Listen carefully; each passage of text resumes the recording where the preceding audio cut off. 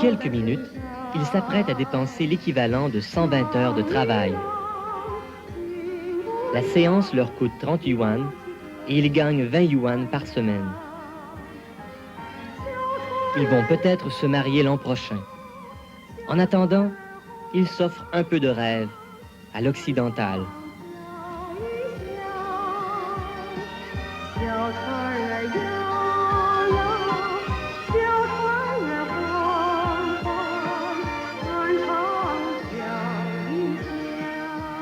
Les Chinois ont une nouvelle passion, la photo. Et ici, ils sont vraiment comblés. Le prix des appareils photo est encore presque inabordable et ainsi, Changsha compte près d'une centaine de studios de photographie. Administrés par la ville, ils font des affaires d'or. Aujourd'hui, nous avons pris notre première photo ensemble, mon mari et moi. Nous n'avions que 2 photos de nous. La première pour une carte d'identité pendant l'occupation japonaise.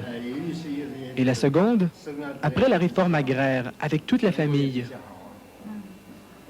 Maintenant, c'est la fête du printemps en Chine. Nous en avons profité pour nous faire un petit plaisir.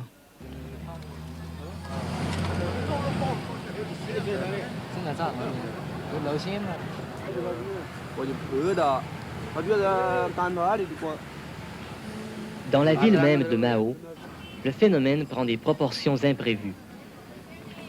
Cette passion existe depuis longtemps déjà. Et signe des temps, les Chinois y résistent de moins en moins.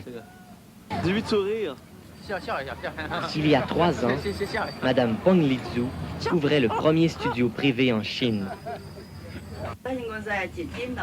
Je suis ici depuis 10 ans. Avant, mon mari et moi faisions du dessin et de la peinture. Mais il y a 3 ans, il a été malade et j'ai dû faire de la photographie pour gagner plus d'argent. Zhang Min est une autre pionnière dans le secteur privé. Elle a découvert la recette miracle. Elle offre le nec plus ultra de la photo à Changsha et son commerce est le plus fructueux de la ville.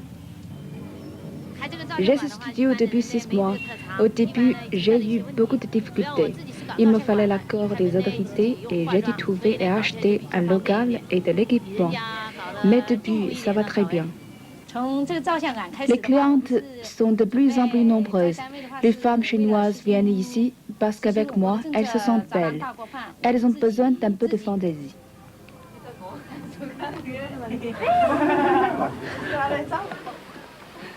Une grande mode gagne la Chine.